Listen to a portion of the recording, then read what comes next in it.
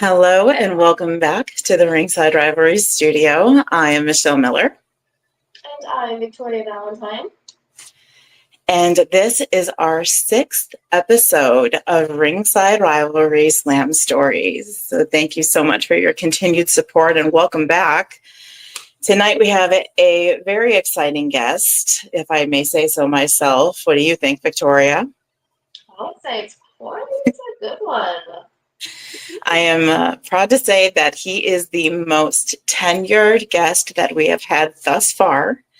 So I am extremely pumped to find out all about his travels, his career, what's brought us here to this day. So he has, I believe, just over 17 years in the business is what he shared with us. And his talents, not only have you seen him cross a vast majority of the independent wrestling scene as a wrestler, but with his training and his knowledge and dedication to his craft, and he also brings to us a training academy, which I think is absolutely amazing. And the reason I find it's fascinating and exciting for Gino himself to be the trainer is because of how widespread he is. And the fact that he has put 17 years of commitment into the craft itself, like I stated, but he's so well traveled and has come across, I can imagine, all walks of life across the independent wrestling circuit. And not only that, I mean, we're talking about wrestling on WWE, AEW, GCW, and I can name a bunch of other places, but I am not here to give you a history lesson nor a PowerPoint presentation. Let's be honest, the video probably wouldn't work anyway. But we will just, you know it's true. You know it's true. I know. This poor freaking thing has been giving us the worst time. I just want to let the man have the floor and hear the stories from him himself. I did mention that he has his own training academy. It is called Off the Ropes. We are going to let him touch more on that so he can share all the information that he cares to on that. Now, we have had the pleasure of seeing him, both Ringside Rivalries and he were here in Southern Illinois. And it's my understanding that he will be coming back, so hopefully we'll learn more about that. But before we bring him on, I just kind of want to quit talking about the man for just a moment and touch base with my co-host. Hello, Victoria. How are you? Hello, I'm doing quite well tonight. How about yourself? Oh, I'm doing very well. As you heard, I just kind of gave a rundown of who we have joining us tonight, but I don't want you to give away too much detail in regards to what kind of game we're playing tonight, but there is a change to one of the things that we normally do with our games. And I was wondering if you wanted to go ahead and let everybody know that is watching what the difference is about tonight's game. Well, as you all know, we typically like to give away a $25 gift card. However, we decided to change it up a bit, step back a little bit. And without giving away what game or how else it's going to go, but you just might be able to win yourself some merch tonight. So you might want to fill up that chat, let us know, interact with Gino. I mean, come on, let's ask the dude some amazing questions and show him your support. Yes. If you have a history of working with Gino, of course, we want to hear the stories that you share, the memories you share with him in the ring. Whether you're another wrestler, a promoter, or just a fan that's been following him, please share away. And of course, if you don't know Gino, if you're completely unfamiliar with him, go ahead and take this opportunity to get to know him. Feel free to ask questions about anything that we're talking about currently. And of course, if you have your own questions, we do want to see those as well. So go ahead and pop those into chat, and then Victoria will hold those a little closer to the end of the show so that we can go ahead and have everybody get their opportunity to ask a question or two as well. Is that correct, Ms. Valentine? Yes, you said it right there. That's how it's going to go. So let's flood it up, why don't we? And I think we should get rolling. All right. Sounds good. Well, I don't see any reason to hold back any further. I think we should go ahead and welcome the Frank Sinatra of the Spanish Mafia, Gino Toldyouso Rivera. I almost took a bump. I almost took a bump right now just for saying that. Hello, everyone. How you doing? Michelle, how you doing? Victoria, what's going on? Oh, hello, and thank you for Oh, being here with us tonight. How are you doing? Today has been a very, very productive day. Very busy day. Every day is a busy day, but this one has been the most as I prepare for my own show here Good. with my school, and I'm just getting ready for that. You know what I mean? Doing meeting with wrestlers and doctors and stuff like that. So it's very, very tough. There's not enough hours in the day. You know what I mean? So that's how we do things here. Just constant on the go, on the go. No, well, it's not a bad thing. It sounds like they're definitely keeping you on your toes out there. Always, always. No, you're based in New Mexico, is that correct? Absolutely. I was born and raised in Hawaii and then moved to Los Angeles, started my wrestling career there. And then I Okay. moved to Albuquerque, New Mexico to blossom here and plant some seeds and watch these seeds turn into flowers, meaning students. So I opened my own school here in Albuquerque, New Mexico. Okay, great. Yes, and I do recall reading about that, and I am very excited to hear all about the training that you offer and hear some stories about what's going on with you and your trainees. It looks like we may have interrupted some training now. No, I got it totally covered. I was actually going to do the podcast, the interview, as I was training in the ring, but it would be too loud, and there's too many Yeah. people yelling, screaming, and crying. There's a lot of that. So I was like, I'm going to step away. I will be right back, guys. You guys have till 8 o'clock, 8:30. We'll see you later. They got it under control, I hope. So, Fingers yes, we're crossed. currently training right now. We train Monday through Thursday from 4 to 8 p.m. And Friday, Saturday, Sunday, we're on the road. There should be no one here in town. Everybody should be somewhere. That's how we do things here. I have about Okay. 30 students in my camp, so it's a big class. Wow. Okay. Excellent. Well, I know we've spoken before about Ringside Rivalries coming out there and taking a look at not only the training academy, but get an opportunity to sit down and talk to you more. But then maybe like catch one of these shows that you put on out there. I know we'd love to come out and see your trainees. Absolutely. You guys are always welcome. Please come on by, come on down, check out the school, check out the show. I'll show Yes. you crazy stuff around here. We'll come back. Well, we definitely look forward to it. So thank you. Yeah, we'll get it scheduled because I know we're excited to see everything that's out there. So we started in Southern Illinois. We're coming up on our first year now. Our anniversary is actually it's 2 weeks. Victoria, is that what it is? yeah, crazy enough already. Congrats. Yeah. So thank you. So yeah, this next year we're expanding out. We're touching on other states. So I think New Mexico is definitely on the list. It's the way to do it. I've almost touched every single state traveling in this past 17 years. So it's been fun. It's been wonderful. Yep. And that's our goal. Our goal is to get out there and see the different shows and support as much as we can and hopefully air as much as we can to make that network larger and larger. So Absolutely. I agree 100%. And we need more people like like you guys. Obviously, supporting indie wrestling is very, very, very tough. yes. But this is where it starts. This is where all your favorites come from. We start somewhere.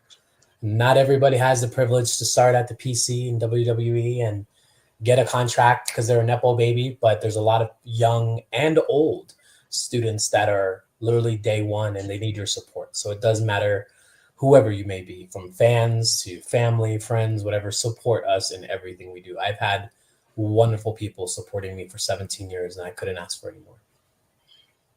That's excellent. Before I get into the questions, and which I really do want to jump in, I did see a chat pop up. Am I correct, Victoria? Yes, we did have our Anthony Morris joining in. As you tell, I said it right this time, so you don't have to yell at me again, Michelle. I was just going to say, did you say his name correctly? I did. Ever since you got on to me, what was it, Sunday? I learned, okay? I've got it. It is. Enough is enough. Said, hey. He just joined in and say, hey, wonderful ladies. Hello, Hey. welcome for joining us. Hey, Anthony. Thank you for coming in and watching. We can always count on Anthony to pop in and say hello to us. Absolutely.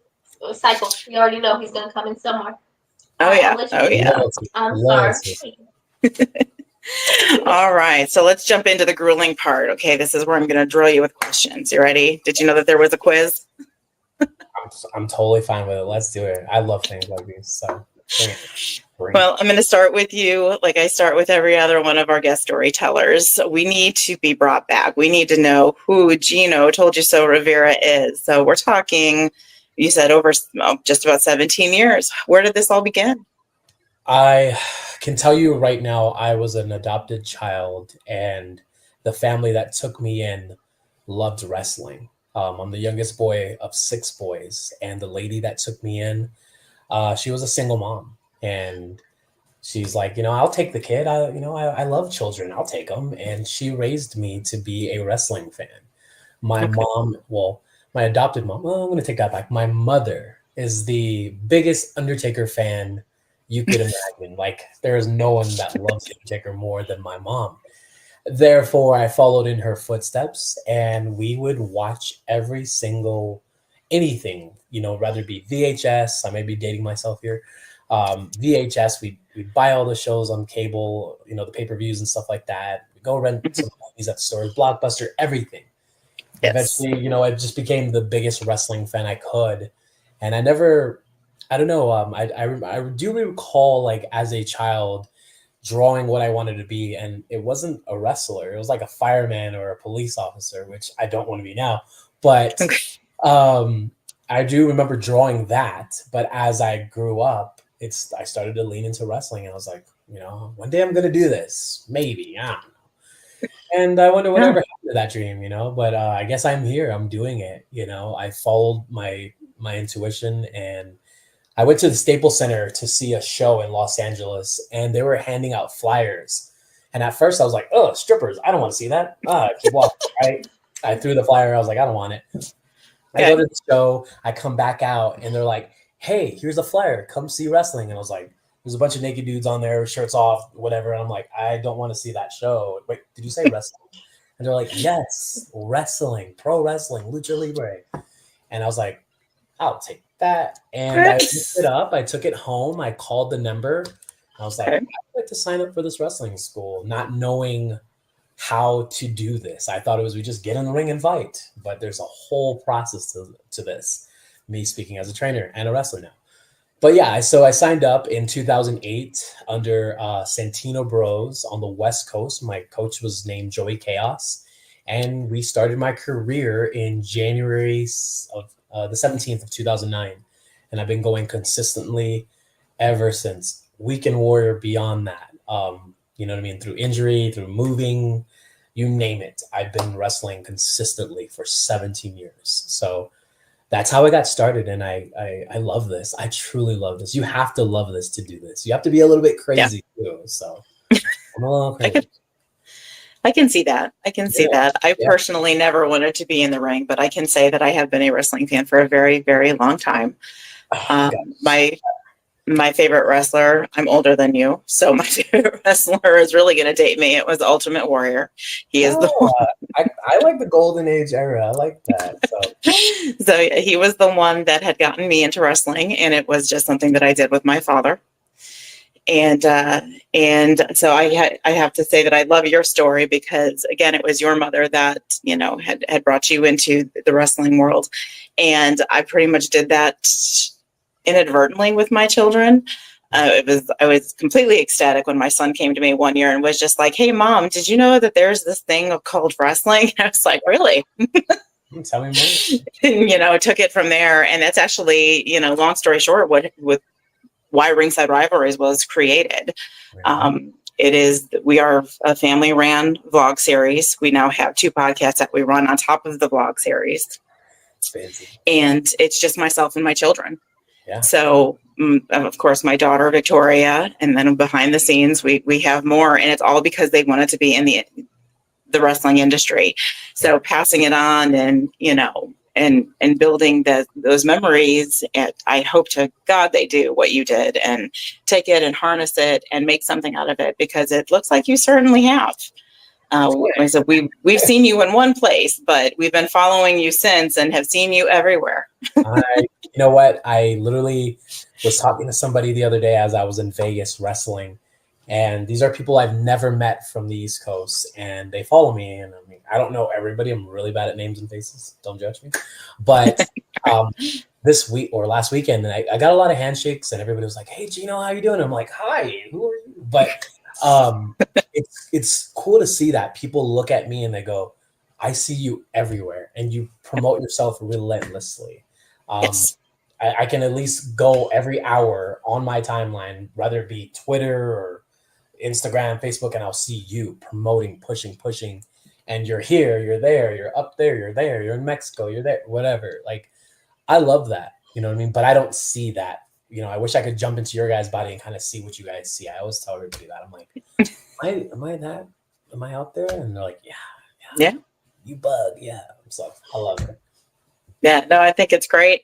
I think a lot of people could take a few lessons from you in terms of promoting themselves because, they end up doing themselves a disservice. And taking a look at your posts, you're always motivating people to learn and grow. And I absolutely love to see the support that you always put out there for other promotions and wrestlers because it's nice. It's, everybody, of course, I think on every single episode, we say that, the wrestling industry is filled with drama.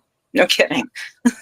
In a world full of wrestlers that are jealous, paranoid, bitter, angry, upset, you know what I mean? The only thing you can do is pass on the positive, and yes, trust me, there's a lot of things I could be upset about. I am 17 years without a contract. I could be mad as hell, but my legacy is what I look forward to leaving now, what I've done and who I bring in, opening the door and sneaking a few kids in to go, come on, guys, get in business. That's my legacy. Would I like it to be more? Of course, but like I said, just in a world full of angry wrestlers, whether it be women or men or in between, I learned that all day it's easy to just take shots at everybody and kind of, poke here and stab here and say some subliminal stuff. But it's not easy to compliment somebody, you know what I mean, on their end as a wrestler because everybody's paranoid and this and that. Me, I have no problem doing that. I'm like, come on. You know what I mean? And I see a lot of people. I can go on my timeline right now and I can see, Gino this, Gino that, whatever. And every time, I tell my students this all the time. Every time somebody takes a shot at you, post another flyer of yourself and where you are and where you're going to be and who you're wrestling. That'll make them mad. You know what I mean? Every single time you see a shot taken and it's at you, don't reply. Don't take a subliminal. Don't at anybody. No, just go, I got about 7 places I'll be in the next few weeks. I'm going to drop this flyer on you. Oh, I'm going to be in your city, by the way, and check out. Guess whose face you're going to see? Mine. Hi. So that pisses them off even more than just going back and forth and doing subliminal. So I don't do that anymore. I've grown up. Wrestling has taught me so much. It has made me into the man I am. And people would frown upon that, but I can tell you a list of things that this business has taught me. And this is a guy without a father. And wrestling was my father and taught me a lot. Money, how to think, how to treat people, women, men, how to negotiate, how to manage money. The list goes on. So sorry, long-winded there. No, no, you're absolutely fine. Much, okay. And I couldn't agree with you more. And I'd have to say, especially because you said that you've grown in the industry and you changed. So you may have been a certain extent of this way before versus now. I'd have to venture to say that you had to see a huge change in the knowledge that you were able to take in after your attitude towards other had changed. Yes, I can tell you 2011 was the worst year of my life. That's when I was at my cockiest and my head was so big I couldn't fit through a door.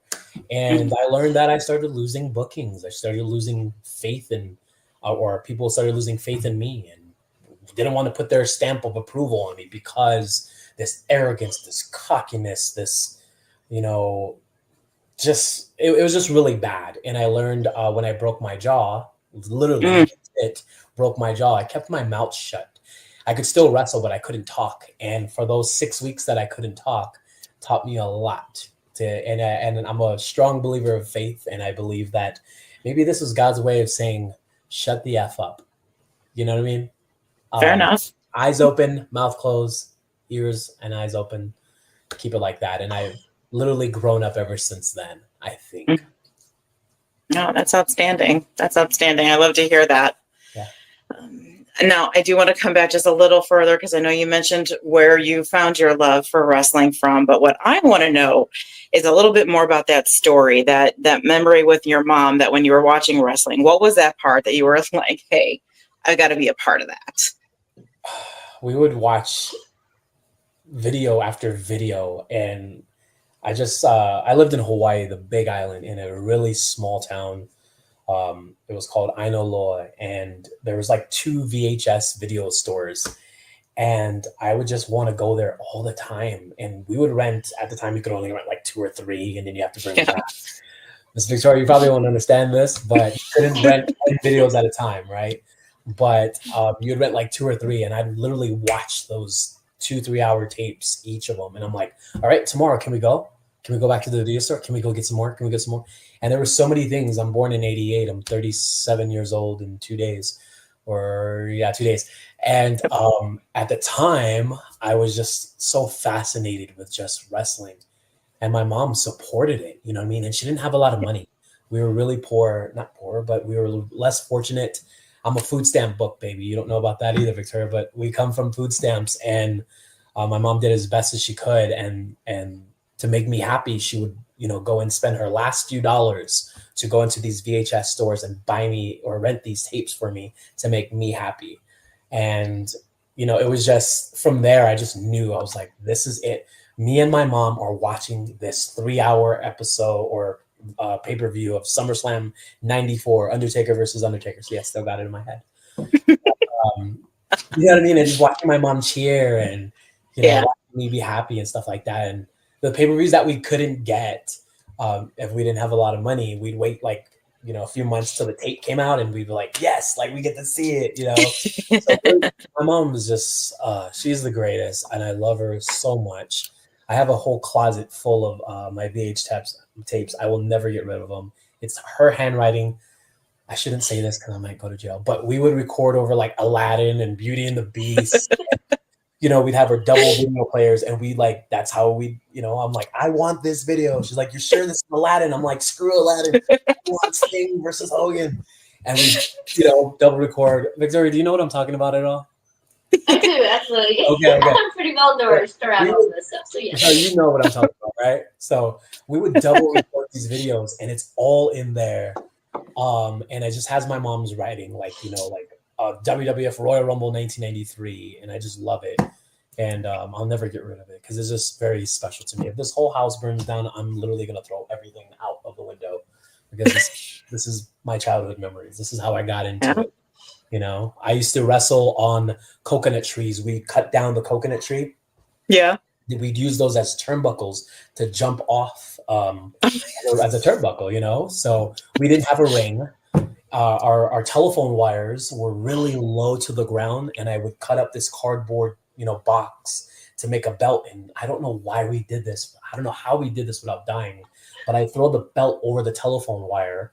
Oh. Use our ladder that we probably stole from somebody's yard, and we jump off the coconut tree. We didn't have 4. We only had 1. So we literally climb back up and elbow drop, and me and my best friend, Wesley Brooks and Larry Botello, they're all in different paths in life. They never thought I'd be a wrestler, but here I am. That is where I got my start. Just my mom and just wrestling with my buddies outside. And there was this lady named Janet across the street, and she would just sit there and knit. Am I saying it right? Knit or sew or whatever. She would just sit there and watch me wrestle. My friends wouldn't be home sometimes, and I'd wrestle this cone that I stole from the construction place. And I'd just talk to myself. I'd be doing JR. My God, he's going to slam him. Oh, my God. And this lady would just watch me all day. And then the next day, you were entertaining her. That's priceless. Yeah, it was like free entertainment. So I was performing in front of an audience since I can remember.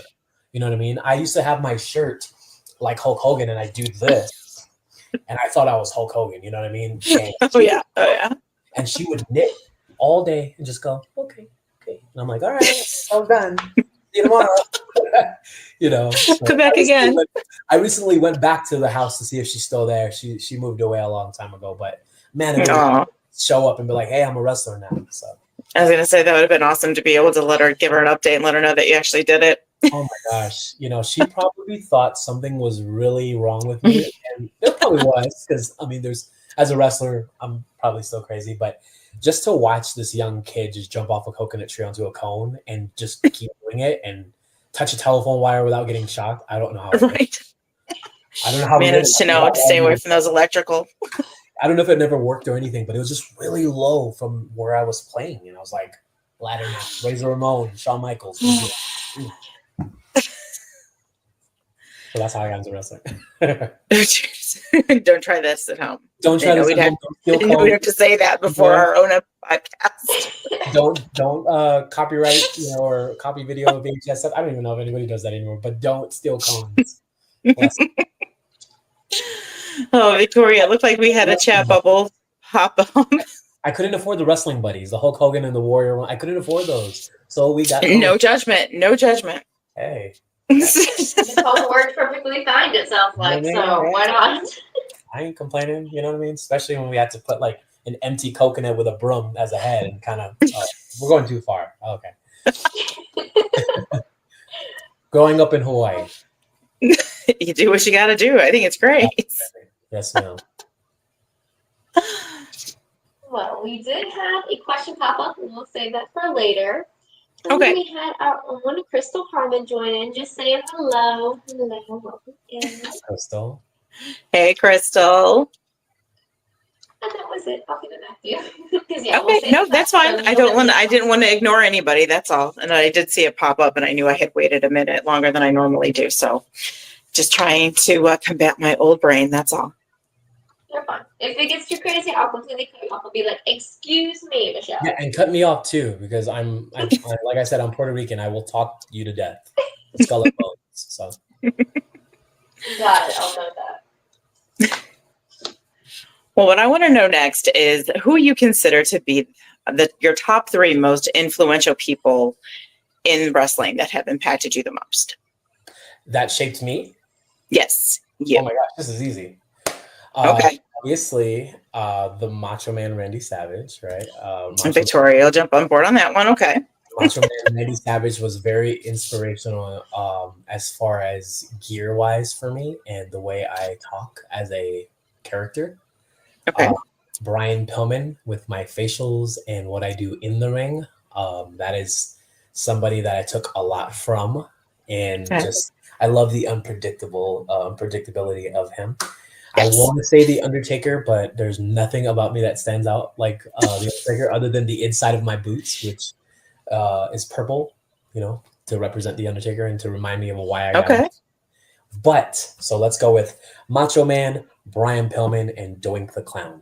Why? Doink the Clown. Okay, that one you have to explain more. Elaborate. Time where everybody was scared, or I liked Evil Doink, and I wasn't afraid. I was afraid of The Undertaker, but I wasn't afraid of Doink. And when I was growing up, there was a movie called It. Yes. I was scared out of my mind of that clown, but I wasn't scared of Doink. And I just loved all the bad stuff that he would do to people. As a heel, as a character, Matt Bourne was amazing. So I now incorporate his move into some of his moves into my move set, the whoopee cushion, which I just posted the other day of me doing it, and people kind of, they go, "Hey, where did you get that? Why do you do that?" And I just tell them, like, guess. And right when they guess, Doink the Clown, I go, of course. So I wanted to. This is gonna sound weird. I actually wanted to start my career as a clown. Like, I wanted to be a really clown, but there's so many out there, real and the ones that dress up, that I just wanted to stick out and do something else. So if I could do it now, tomorrow, I would do it in a heartbeat. I would be the scariest clown you'd ever meet. But those are the 3 wrestlers. I feel a gimmick change coming on. I thought about it literally while I was in Vegas. I was very depressed in Vegas, and I was like, you know what? Like, something's got to change. There's so many of me around here. Not young. Cruiserweight, flippy guys. There's so many of them here that are better and younger and better looking than myself. Something's got to change. And I was like, clown, evil clown. Clown. That'll do it. Maybe. Every time. Maybe. I don't think we've seen anyone come yet, so. Man and Doink the Clown. There you go. Okay, so if this ever happens, if Gino ever goes clown, please give us the first interview. Please. Oh, yeah. It'll be a whole transformation. I will be the worst clown you would ever see. I will not be nice. I will not play into a character. It's going to be just an evil clown, and I'm An ready. evil clown. I grew up on It. I'm ready. Okay. Mhm, I do think you're able to too. handle that, Michelle. I don't think you'll be able to handle that. Well, that was just it. Just Lucky for me, I can say I hate clowns, and I have a true See? phobia of clowns. right. So, just as a sidebar, I don't know. Across America, there was, I think, like maybe 2 or 3 Halloweens ago, maybe before the pandemic, maybe after. I don't know. But there was this thing where clowns were just showing up at places, and they About would 3 years ago. and they would be at like stop signs or stoplights in my city, and you're just looking at this clown, and he's not moving, but he's got a balloon, and I'm like, this is fucking awesome. He's gonna try and kill us, Kill me. right? I was like, I could totally do that because I'm so into forensic files and yeah, I am that guy. But I was like, that's the kind of clown I will bring into wrestling, and it's gonna be dope. I won't kill anybody, but it would be that scary where it's like, so I like that. Well, I am secretly hoping you do it. I was One like, of I'm in for it. I can One of already these see it days. now. On my way out, I'm pretty sure I'll do it at least once, which is I very say at least once. just once. Oh goodness! All right, dial back here. What? No, I can. Looking at this as a wrestler, or even a wrestler as a trainer, what skills do you think are the most important as a professional wrestler? What do you instill in yourself, and what are you instilling in your trainees? Gosh, I always tell my students that you can't have it here, okay? Can't have it in your head. You have to have it here. It has to come from here. And people kind of don't understand when I say that. You have to love wrestling. You have to have it. And everybody gets confused with the word it. What is it? What is it? It's passion, it's drive, it's commitment. You have to really want this. I've trained over 100 wrestlers, and I've produced maybe 20 of them that are out and about. That's how many people have come to me and said, this has always been my dream. I love this. My grandpa was a wrestler, or my dad wanted me to do this. My mom thinks this is a cool idea. And they've all found the way out. They found their exit because they found out that this wasn't for them because they didn't have it here. They had it here. They thought this was a good idea. They thought this was cool. They thought they could do this until the first bump, until the first 6-hour drive, until the first envelope where you open it up and it's $3 and they tell you, go get a torta and a Sprite, until you get your first hot dog, until you get no pay, until you get stiff. They thought they wanted it, but they didn't have it here. And I've taken a lot of sacrifices. I've 17 years. I can't even go through everything that I've gone through, but I have it here. I love this. I love wrestling when it's bad. I love wrestling when it's amazing. And that's why I stick around. I stick around as a trainer, as a wrestler, as a fan. And I never forget that I'm a student of the game. I'm never one to go, hey, you know what? I know everything. I don't need to learn anymore. I'm teaching you. I'm the vet. Here's my vet card. Call me. I'm still a student of the game. Everything that I do, I learn and I take back to my kids so that they can succeed. Everything that I've done as a failure, I tell them, hey guys, don't do this. This is why, and this is what can happen to you when you do these bad things.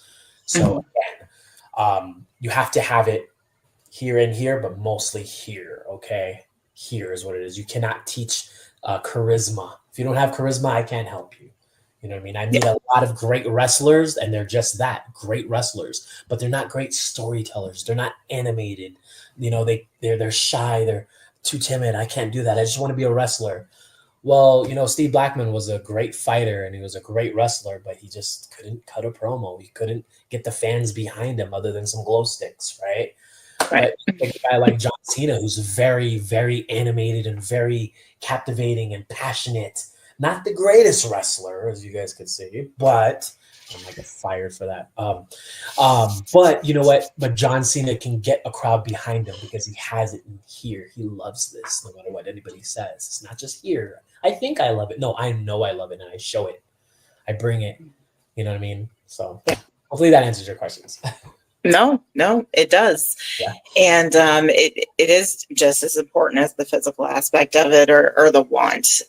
You have to have the drive, the willpower, and it's harder than it looks. I would imagine. Like I said, I can't speak because I'm never going to try it. Never wanted to, never will. But I've seen those who have worked in it for many years, Yeah. and it can be grueling at times. So you have to truly have the want to be there and the want to grow within it. Otherwise, what's the point? Absolutely. I've literally wanted to quit this business every single day and I can't. My heart won't let me. There's times that I'm like, oh, my back, I'm in so much pain. Today I'm in a lot of pain and I'm like, I'm done. Here I am in the ring with my students. I ain't done. You know what I mean? I'm on the road and I'm cursing out my steering wheel and I'm like, I'm never doing this 14-hour drive again. What am I doing next week? I'm back on the road doing a 20-hour Yep. drive. I'm never getting on a plane because I get motion sickness. I'm puking all over the place. Here I am next week going to Montana wrestling JTG from WWE. Right? Like, Yep. This business is an up and down roller coaster. And there's a very famous guy that said, life is like a box of chocolates. You never know what you're going to get.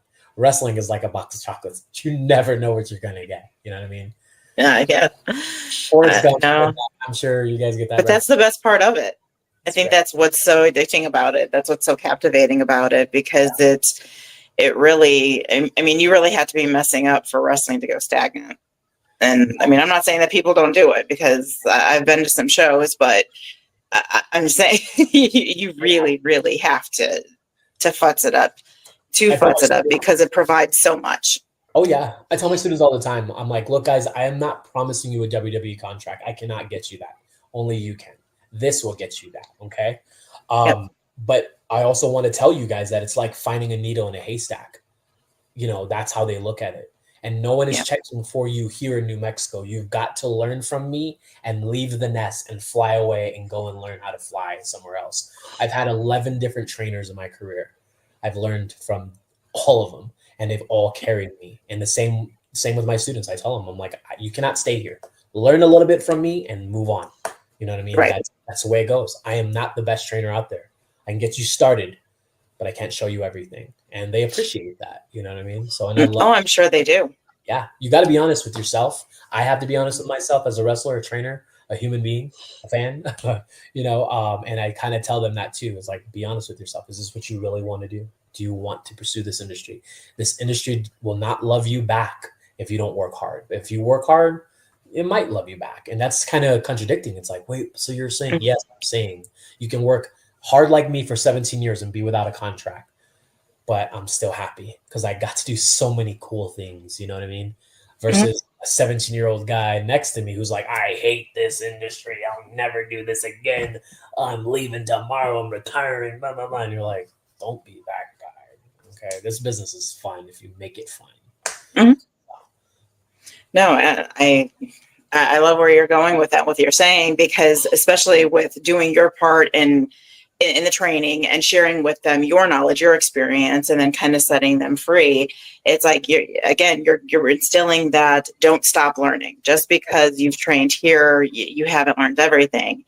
Yeah. And it makes me wonder, those individuals that you mentioned that say they hate it and they want to leave, I would hope that they would sit back and consider, have I traveled enough, experienced enough, seen in every aspect that I could of this industry to truly have that opinion of it?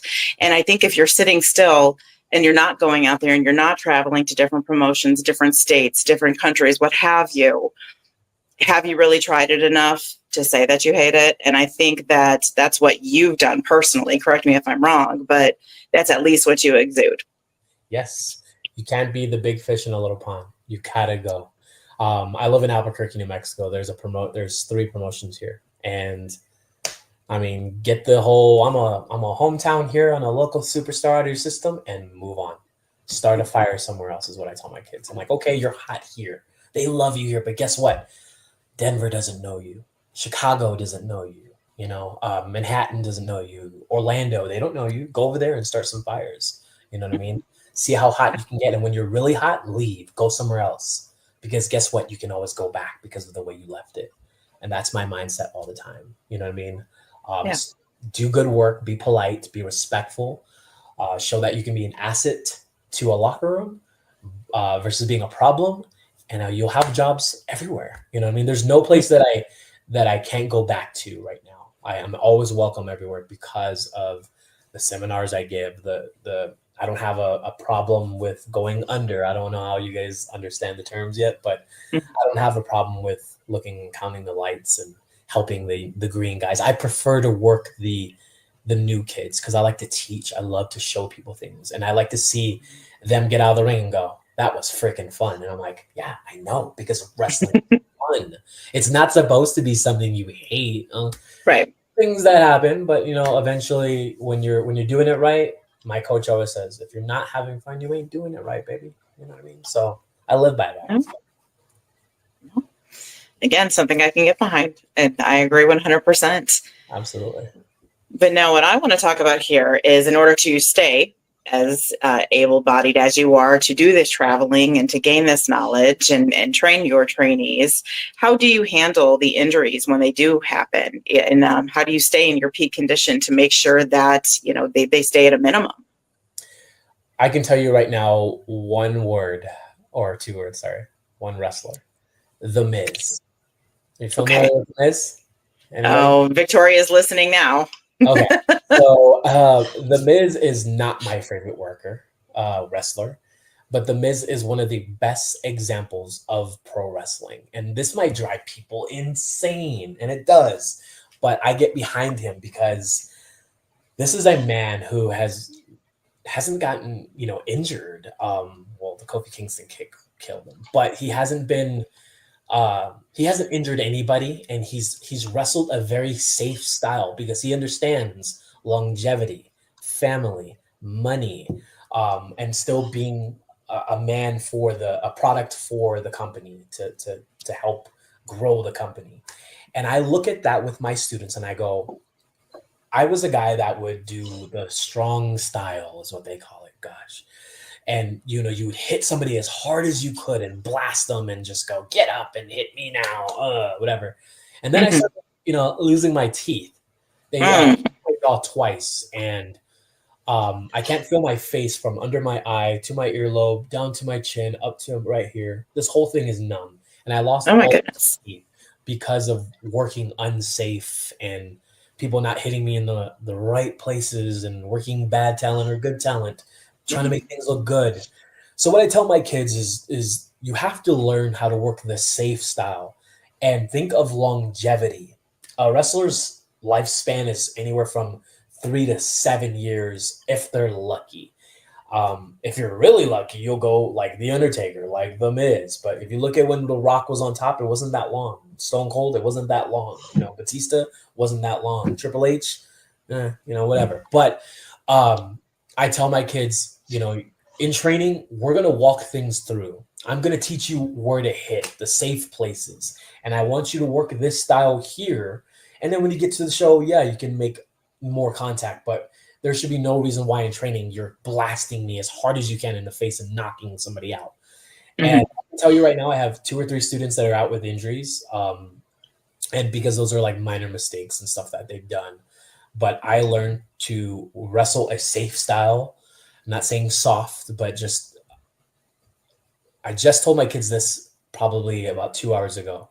I said, you guys are one accident, one wrestling move from being paralyzed. Make smart choices. If you don't know how to do it, don't do it. If you can't take it, don't take it. Don't be the hero. Just go, I don't know how to do that. And I can't make you look good doing that because I don't know how. But I'll never force my kids to do anything that they don't know how to do. And I'll never let them do something without me doing it first and them trying it out on me. And if I'm okay, I think you'll be okay. Everybody I train is taller and bigger than me. So, it's like training giants. And I'm like, you all right? All right. You're all right. You good? All right. Let everybody listen to me. Down here. Right.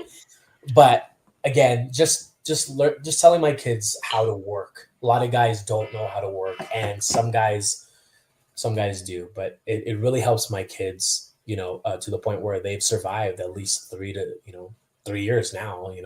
I got some other kids in Vegas that are thriving. So long-winded, sorry. No, you're fine. And it actually kind of goes into a little bit. I love that you're talking about what you share with them, because my next question is, what sets you apart from other wrestlers, but even trainers? So even staying on the topic that we were on, we can see what sets you apart from other wrestlers and other trainers, excuse me, but I want to know what you believe, what you're striving for. I sell patience. Do you know what that means? I sell patience. A lot of trainers have been WWE superstars, WCW superstars, and they're checked out. They just want their money. They don't care. They're just, let's see what you can do, kid, right? You did it wrong. Oh, gosh, get out of here. No, wrestling is not for you. Get out of here. Leave. Go play tennis. Who am I to tell somebody wrestling is not their dream, right? Who am I to say you're not fit? You're too small. I'm small. You know what I mean? I'm still doing it. So what I offer, I do phone interviews before I take in my students. I get to know them and let them know what they're going to get into. And I say, wrestling is for everybody. And I want you to understand, you're going to get this at your own pace. Not everybody that starts together is going to go up together. It's going to be kind of this guy or this girl who's, is a quick learner. It's a different pace. And guess what? With me, I don't care if you're with me for 6 months, a year, 2 years, we're going to get this. And you're going to become a professional wrestler because I'm patient. And I don't care how many times you get it done wrong. We're going to get it correct. We're going to keep doing it. And guess what? I'm not going to get mad at you because at one time I was that kid that was getting it wrong, that sucked, the worst one. I was that guy. So I get it. And I treat people how I want to be treated. So I understand the shy, timid girl that's like, I really love Seth Rollins and I really wanted to try wrestling and I just want to see if I can do this. And she does it. And I'm encouraging too, right? A lot of trainers they don't like to sell when they're happy. They don't like to, make people's head big and boost their confidence. Why not? Why not tell that girl, that was freaking awesome. You keep doing that. Get up and let's do it again. Why not? They need to know who's running the ropes. You know what I mean? All right. It's not the best, but with practice and over time, you're going to be awesome. And a lot of people love the way I train because I'm encouraging and I'm patient and I'm understanding. I don't browbeat you. I don't yell at you. There's no reason to kick your butt in the ring for getting something wrong. I don't punish my students. I don't lay hands on my students. A lot of people like to do, oh, you got this wrong. Go in the corner, take your shirt off. I'm going to chop you to death. I don't have to do that. I can pull somebody aside and go, how are you feeling? You all right? Are you having a bad day? All right. Well, let's get past that. And I can talk. I'm a father, okay? And I'm the youngest boy of 6. I'm a wrestler. I'm a coach. I'm a trainer at my shoot job. I understand when people don't get things because I didn't get things right the first time either. And somebody, somewhere took time and said, don't worry, Gino, you're going to be okay. And I carry that with me. The same way my trainers taught me, I'm going to pass that along. And I love that. And that's why people stay with me and retention. And, I have my detractors of like, well, this guy, how are you training a girl for 2 years? Like, she should be just out of the business already. Well, her body is not ready for that yet. And I'm going to stick with her because when everybody gives up on this girl, who's going to be here? Me. When everybody gives up on this man, you know what I mean? I'm still going to be here. Saying, can still do it. And I don't care.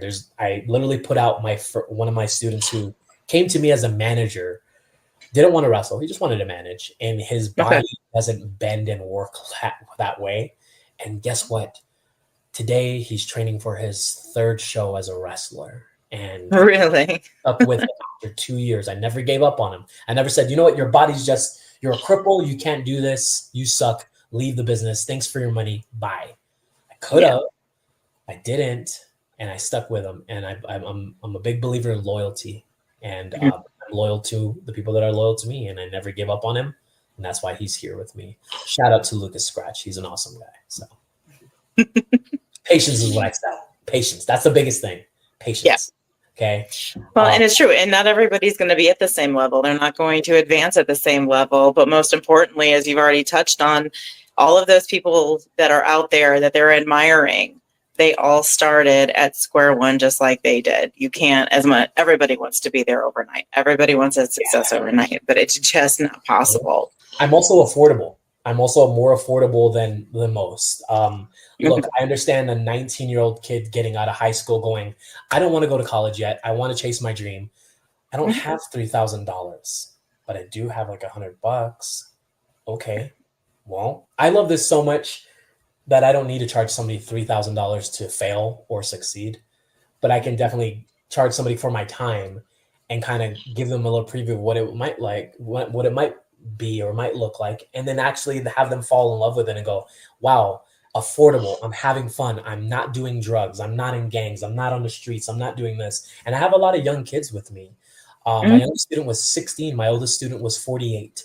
A lot of my students are anywhere from 16 to 21 years old. And these are kids that could go out. Albuquerque is a very bad city. It's one of the third top cities in the country that is like really bad. And these kids could be out doing drugs and shooting people and getting girls pregnant and being deadbeats or whatever it is. Jacking, doing robberies. But you know what they're doing? They clock out of work and they come here to train. You know why they hold jobs? Because without jobs, they cannot train. They need to pay, right? And they love wrestling so much. I'm going to keep my job because I want to make this dream work. And that's got to finance those goals. I love that. And teach them how to manage their money. I am a bill. Yeah. I am a phone bill. You need to pay me, or your phone will be cut, right? I also make basically, hey, if I'm having money trouble, well, guess what? Give me whatever you can until you get back on your feet. I don't care if it's a quarter. Just give me something. Yeah. What coach is going to do that? Not a lot of coaches. There's not many. My coach, There's not many. I quit. I said I can't afford this. I'm making $200 every 2 weeks at Albertsons, and I can't afford this. I have to leave. And my coach said, stick with it. Don't worry about it.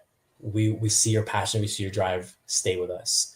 And my trainer, Sylvia Romo Gisabel of the West Coast of Santino Bros, let me stay. And 17 years later, I think she's freaking proud that I'm still here. And I made it. Thank you. You made it worth it. You made it worth it. I did. Victoria, I did see a chat bubble, so I am going to take a moment and see what's going on over there. Well, we had our Jimmy Harris Sr. joining into the chat. It's just an evening, and he's joining them as he does. Again, we got a nice another usual. We love to see him. So welcome in, Jimmy. Hello. Good Hello. evening. Hello, Jimmy. Welcome, welcome. And yes, because I already heard Crystal, so I'm all caught up. I'm better today. Okay. Yeah, no, I know, again, I was going off and I was asking questions, and I didn't want to think anybody, was being ignored, because that was not it at all, I promise. You're all good. Oh, so now I kind of want to get into a little bit of stories here. And is there a match that you could tell us about, bring us back to where you're out there, you're working it, but you had to adapt your wrestling style and like the drop of a dime, whether it was to fit your opponent or even fit the audience? Was there a time you had to be quick on your feet there and think? Yes, Okay. very much so. Why don't we talk about my my WWE debut with 205 Live in February of 2008, February 20th, 2018, episode 65. I got it. All right. So I accomplished my dream. I can say that if all goes south tomorrow, I can go, I'm happy. I accomplished my dream. Well, I didn't know all that was going to happen. I signed up as an extra, and a spot became available, and someone said, hey, can you be here tomorrow? I think I can get you a match. And I said, yes. I mean, I'm not driving a semi truck, of course. Yeah, I can be there tomorrow. Right. Whatever. Not at all. I'm sick. And I drove to Phoenix, Arizona to, I believe, the Footprint Center, And I was there waiting for a spot. No one told me anything until, a few hours. And then we got into the ring and we did some tryouts, and they wanted to see what our footwork looked like and stuff like that. And they, they said, you pair up, you go do something, you pair up and you do something, call a match, bring it in the ring. We'll see you guys in like 2 minutes, 5 minutes. I was like, okay. We would do something, me and my guy, and all of a sudden they were like, everybody, switch partners. And I'm like, we just call the whole match. What's going on? And I just remember going, you know what? Screw it. I can call this in the ring. I'm a wrestler. I got it here, right? Okay. I slid into the ring and I did my thing, and me and my guy looked at each other, and it was just a, you ready kind of thing. And we knew what we were doing. Then I got pulled aside by a few agents, Billy Kidman, Dean Malenko, and all these guys, and they're like, "How long you been working, kid?" And I was like, like 15, 12 years, whatever. "Oh, you look like a little baby." And I was like, I didn't say that. I was like, yeah, I am a baby. I'm, very, very young, and I really wasn't. But they're like, "Can you speak Spanish?" And I'm like, yes, but I didn't say that. I was like, yeah, I can speak Spanish. Yeah, I didn't grow up in Hawaii, and I speak more Hawaiian than I do Spanish, right? Whatever. I was like, yeah, I can speak Spanish. All right, you're gonna be working Lince Dorado, and you're gonna be working Grand Metalik. He doesn't speak English, so good luck. That's why we're gonna put you together. And I was like, what am I gonna do? So I go up to him and he's like, "¿Cómo se llama?" And I'm like, what? What's your name? And I was like, oh, Gino Rivera. And then Dean Malenko comes back up to me and goes, "What's your name?" And I was like, "Gino Rivera." And he's like, "No, your name's going to be Corazon Delgado." And I was like, what the hell does that even mean? And they're like, he's like skinny cat or something, or heart cat or skinny. I don't know what it was. But I was like, okay, that's my name. That's my wrestling name. Whatever, cool. And I proceeded to have one of the greatest matches I've ever had in my life because I was scared.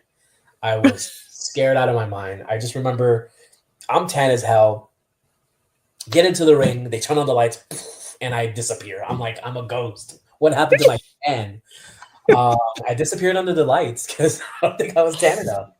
And I just remember just being there, and I'm like, oh my God, like, Mom, I'm here. I'm freaking here. Like, I'm in this ring on the freaking outside because I had a tag team match. And selfish me, I was like, I want to do everything. I'll take everything. Let me do everything. And the other guy was kind of more like, kind of nervous and stuff like that. So I was like, I'll do everything. Don't worry about it. And I went in there and literally was like, if I get signed today, I'm going to make it work. I'm going to wrestle my ass off. And the first move that I received was a back body drop, and I almost break my legs. And I was like, oh my God. I went so high in a rotation that I literally folded my legs under my back, and it was just ever. But I got up and I was like, I'm okay, keep going. You know what I mean? I was okay. And I got out of the match, and it was great. I always tell people this. I always say it wasn't a squash match. They literally told me, go out there, get over, but don't get over. And I said, what does that even mean? Get over, but don't get over? What does that even mean? And basically, like, do your stuff with them, but don't do your cool stuff. And I'm like, okay, whatever. Okay. So I go out there and just do whatever I could, just some basic stuff. And I had one of the greatest matches of my life. And that right there solidified everything for me. I was just like, I love life, and God loves me, and I love everything. And I was just at my happiest, you know what I mean? Yeah. I couldn't believe that I made it. And I said, I will never wrestle again. I've already done it all, blah, blah, blah, whatever. And then I had another tryout and another match. And you know what I mean? Because I had a long, hard road with WWE. I messed up a lot in my young career where I could have had opportunities to be seen, to be signed. And I did a lot of stupid things as a young adult. I regret now. But at that time, I was like, this is my time. So I was so happy. Yep. Thank you so much for Dean Malenko and Lince Dorado and Grand Metalik. These guys took care of me. I was on 205 Live. I was so happy. I still have my tights somewhere in my closet that I'm like, I'm going to frame this, but I never got around to doing it. So it's all in a closet catching dust. But I love it. Well, I can't say that I blame you, especially going against Grand Metalik. He's well known in this house. My middle daughter loves her luchadors and Grand Metalik. She's going to go crazy. I can't wait till the podcast is over now because I can already hear those footsteps come running. Did you hear what he said? Yeah, I have 3 girls that love Cody Rhodes, and they all do the whole wah, and they love him. So. Oh yes.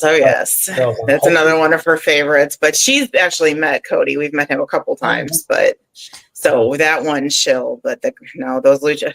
I think, and correct me if I'm wrong, Victoria, but I really think even all the luchadors, it doesn't matter if it's Cody or Seth, the luchadors win.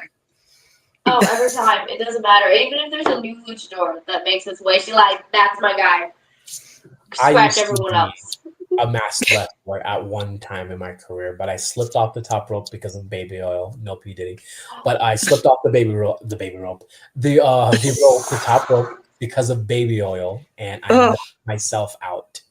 And I took off my mask in front of everybody, and I had no idea what was going on. I was like, where am I? And my coach just goes, tackles me, throws a towel over my head, and I'm fighting because I don't know what's going on. Going on. Oh Yeah. no. And that ended my career as a masked wrestler, and Gino Rivera was born shortly after. That's funny. Yeah, she her wrestling persona that she uses is a masked wrestler. She has her Tiger Luchador mask. I'm sorry, she's Tiger Roar is her name. Okay. So hold on and keep an eye out, because one day you never know. You might get a Tiger Roar signing up, or you might see her out there. You know what? I wouldn't doubt it. I'm literally running into people who are like, "Hey, this is my son now," and I'm like, "He's bigger than me. What the hell?" You know? That's right. And like I said, I have 3 little girls, so I'm hoping one of them gets the bug. I'm hoping one of them, but I'm scared if they get the bug. I don't want them to the industry. I'm so sad. Say it's a catch-22. You want them to, but then you're like, we know how this business is, and I'm just like, I would love to have my legacy go down. Instead of Gino, we got Gina Rivera. I don't know, but I'm like, there's so many. Yeah, you've got that mapped out way too well to have not thought about this all the time. Literally, I've driven hours, and I'm like, oh my god, like guys are so ruthless, and girls too. You know, girls too. They can be ruthless with women as well. And I'm like, maybe they just play soccer. I don't know. We'll see. You know, Maybe. I hope one of them gets the bug, because I wouldn't mind training them. That would be cool. I think that would be a really neat experience to be able to train your own daughters. My oldest, she kind of gets her foot in, foot out, foot in, foot out. You know what I mean? And I'm like, pick one. Testing the waters. Testing the waters. That's for sure. Yes.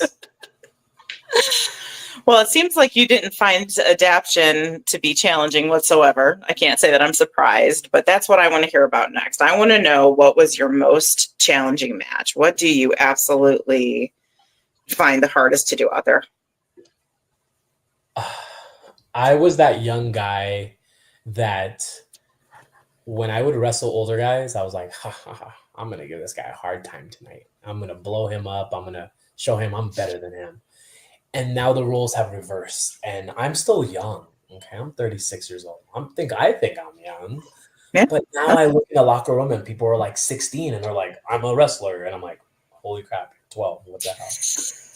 And now I find myself going, can I keep up with this kid?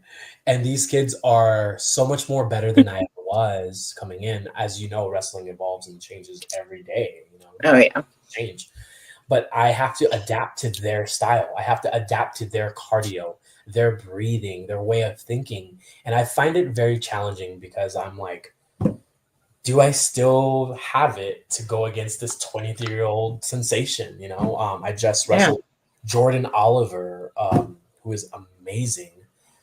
He said he's known me when he was a security kid and I was a wrestler, and he would stand by the door and watch me. And now I'm in the ring and he's like, I'm going to F you up. And I'm like, please don't, you know what I mean? So just, I get afraid, and it just happened too in Vegas last week. This recently? Yeah. I was doubting myself a lot. I was like, oh God, I've become the old guy where I'm like, hey, I'm not sure if I can do that, or, hey, are we going to be okay? Hey, can you help me out while we're in there? And I've just become that guy where I'm like, man, I used to do that to older guys, and they'd be like, hey, Gino, take it easy with me out there. I'm 40 years on. I've been wrestling for 30 years, whatever, okay? Now I'm not that. So now I find myself going, okay, I got to adapt to him. I got to keep up. And it's very hard, but I succeed. It's just very, very scary and challenging. I've never had that. I've always been the guy that wasn't really nervous, you know?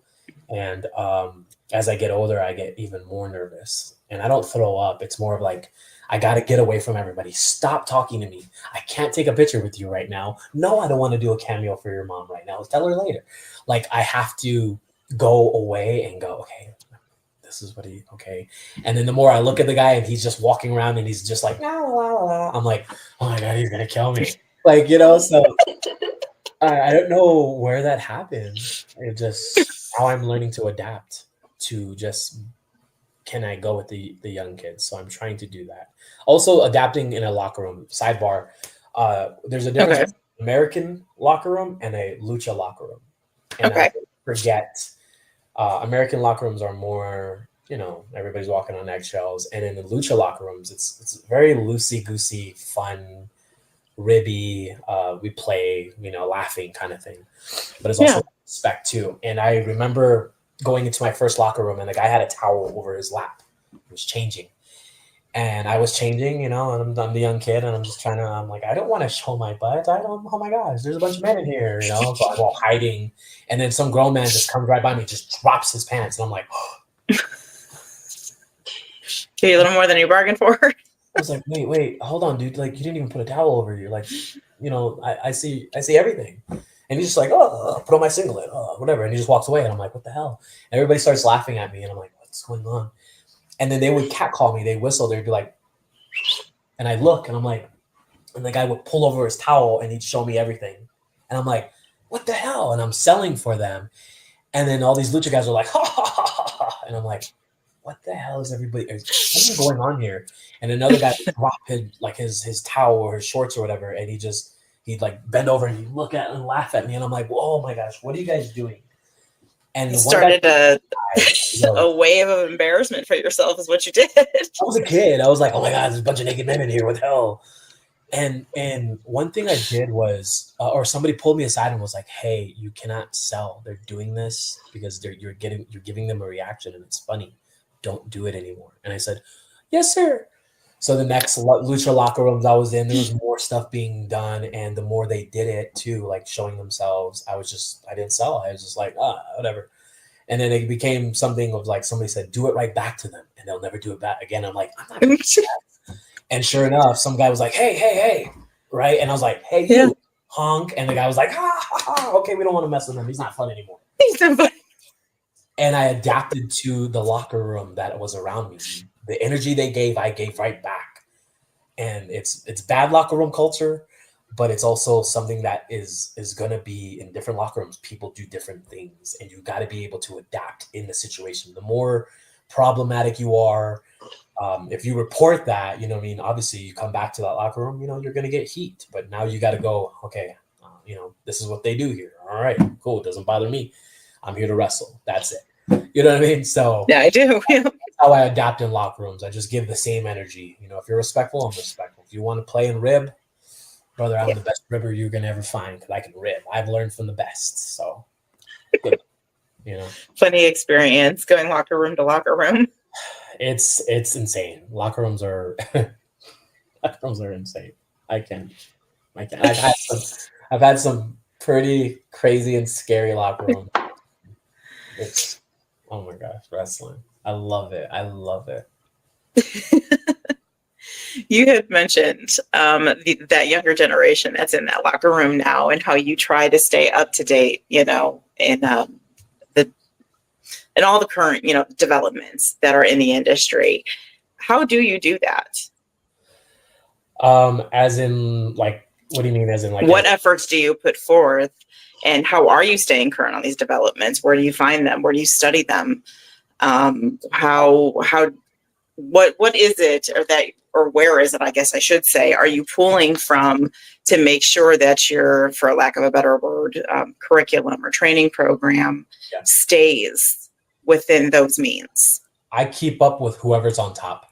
Okay. I wish I could show you my setup. I watch everything, and I will literally put on 3 or 4 different shows on my computer, on my TV, on my iPad, on my phone. I'll have everything running, and whatever interests, whatever piques my interest, I watch that.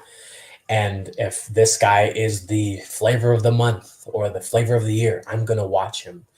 And as what was cool to me was like, oh, I'll do a Frankenstein or a top rope Rana or Michinoku driver. And they're just like, that's it. And I'm like, that used to be cool. That used to be freaking, people love that. And they're like, what if we do this like cartwheel into the 360 into a 430? And I'm like, hold on there. What? You know what I mean? Like, I don't know if I can do that, but I can. I kind of like watch everybody's matches. I watch everything. I watch all the independents.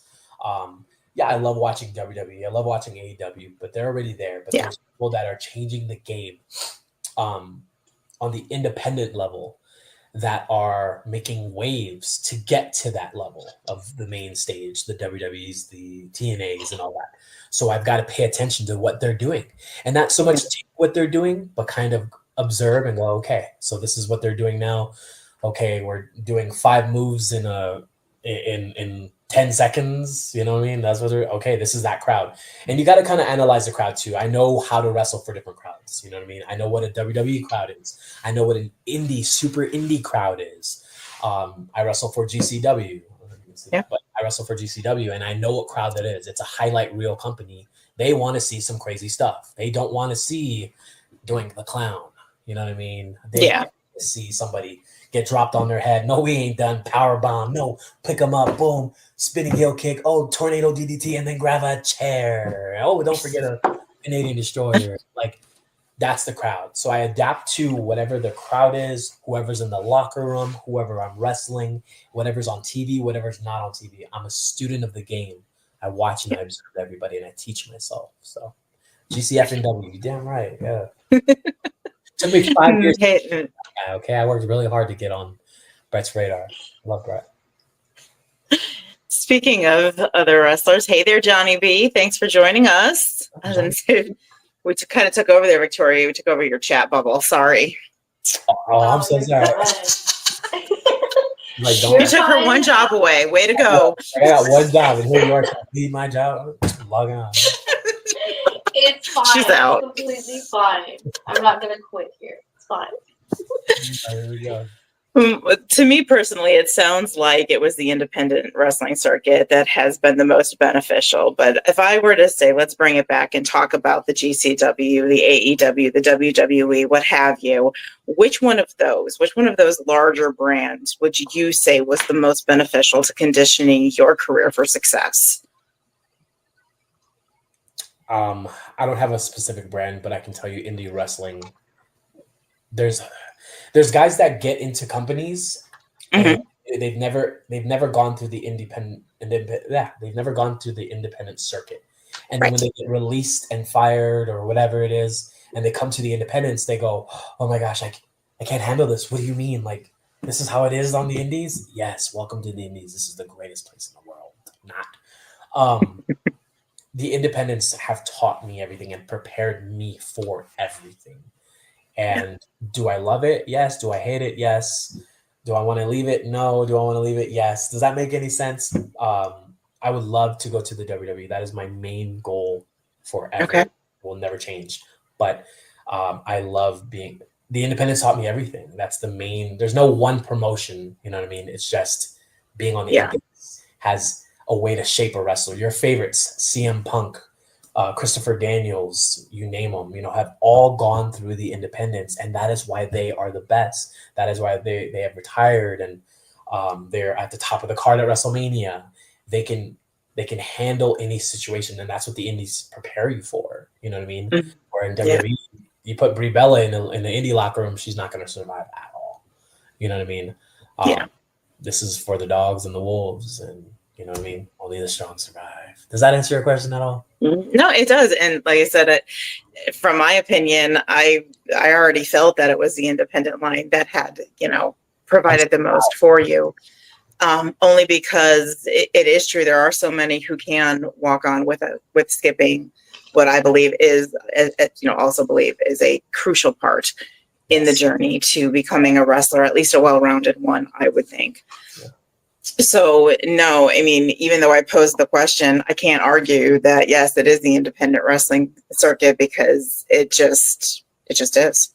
Yeah. And it's apparent among so many, not just you, so many.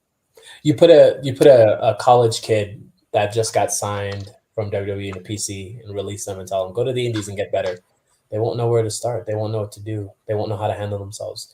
Braun Strowman was released from the company for some time, and he tried to hit the indies, and he hated every minute of it. And he was so thankful to get back to WWE. And you got guys like me that go, I wear this badge of honor. I love the indies. I'm proud to come from here. Mm-hmm. Daniel Bryan Danielson, whatever you know him as, from the indies.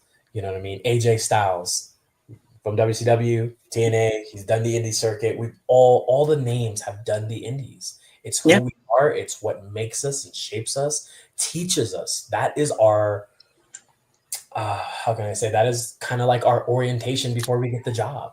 You can't get a job without orientation or knowing how to do a job. You don't just go into I don't know, Walmart and be like, all right, get in this cashier and check these guys out. I don't know how to work a computer, or you know what I mean? Like, you have to learn, and this is what allows us to fail, to succeed, to change, to switch, to try and see if this works. You know what I mean? I got a bunch of kids that are literally like, I have this idea. I don't know if it's going to work, but do you think I could try this at the show? And I'm like, why the hell not? Yeah. What's the worst that could happen? So I don't know if it's going to work either. Let's find out. People boo or, they cheer. Well, that's good because we're fighting for a reaction. But when they do nothing, yeah, it didn't work. Go back to the drawing board. And that's what indies allows us to do. Whereas you go and I have this idea and I want to put it on TV and WWE, and they get one shot and nobody cares. You go back to catering and you sit with me with the extras. So indies is a must. I encourage every wrestler, or any aspiring wrestler, enjoy the indies as long as you can and learn from it. And then, branch out and go, okay, I think I'm ready. I'm done with the indies. I want to get signed. How can I do this? But I think it's necessary to know, and correct me if I'm wrong, that let's say you never get signed. That just doesn't happen. That does it really necessarily mean that you didn't make it? No. I don't think so. I think if, there's a ton of individuals out there that are perfectly fine staying among independent wrestling. They never wanted to get signed. And I don't think that makes them any, a failure or any less important than anyone that did get signed. They had a dream, they had a goal, and they lived it. And to me, that's a win. So being honest with myself, I realized that I have more days behind me than I have ahead of me. Mm-hmm. And I'm on the outs more than coming in.